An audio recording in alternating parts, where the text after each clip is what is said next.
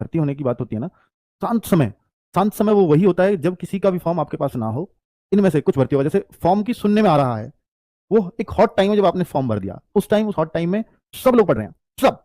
तो आप किसी से बस थोड़ा बहुत ज्यादा पढ़ लोगे, थोड़ा बहुत कम, तो वहां आप कोई बहुत बड़ा गैप नहीं कर सकते। एक होता है एक शांत समय कि ठीक है अभी कोई इस तरफ ध्यान नहीं दे रहा, आप अगर उस समय पढ़ रहे हो तो वो आपके सिलेक्शन को निर्धारित करता है। और निश्चित तौर पर ये वही शांत समय है कि यूपी पुलिस है तो उसके भी फॉर्म अभी आएंगे, इसलिए बच्चे शांत है, कोई नहीं अभी तो फॉर्म ही नहीं आए। एक है दिल्ली पुलिस, उसके फॉर्म भी अभी सितंबर में आएंगे, तो तब देखेंगे।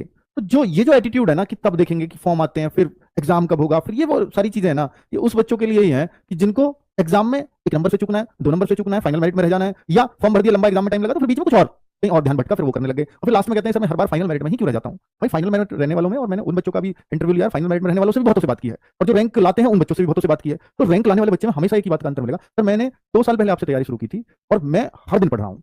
ये हो सकता है कि मैं किसी बार 4 घंटे पढ़ा हूँ, किसी दिन 3 घंटे पढ़ा हूँ, कभी मैं एग्जाम टाइम में 7-8 घंटे पढ़ लिया हूँ, या 10 घंटे 12 घंटे भी पढ़ लिया हूँ, लेकिन जिस दिन से तैयारी शुरू की है उस दिन से एक दिन भी ऐसा नहीं है कि मैं पढ़ा ही ना हूँ। तो आप अपने आप से ये क्वेश्चन जरूर पूछा करो, क्या आप उनमें से तो नहीं है कि कभी आप पढ़ाई पूरी तरह से छोड़ देते हैं और कभी जब एक प्रेशर आता है या एग्जाम आ रहा है तो बहुत ज्यादा पढ़ने लगते हैं। तो भाई बिल्कुल भी नहीं छोड़नी है, मतलब जो कहते हैं ना कि नहीं अब बिल्कुल भी नहीं, वो एक दिन भी मिस नहीं होना चाहिए। जब आप इस दौर में है कि मैं बेरोजगार हूं और मुझे धब्बा मिटाना है, तो आप उस एक दिन को भी मिस मत करना जो आपकी जिंदगी से बिन पढ़े हुए जा रहा हो।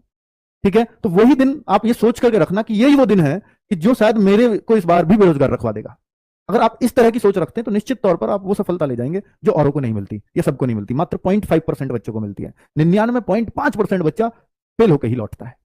तो भाई आप उस अगर आधे परसेंट में आना चाहते हो तो निश्चित तौर पर आपको कुछ अलग तो करना पड़ेगा। अलग यही है कि आप हर दिन वो काम कर रहे हो जो आज कर रहा हूं, जो कल कर रहा हूं, जो जब तक भर्ती नहीं होगा तब तक करूंगा। अगर वो काम लगातार कर रहे हो तो यही अलग है, और 99.5% उस काम को नहीं कर पाते हैं।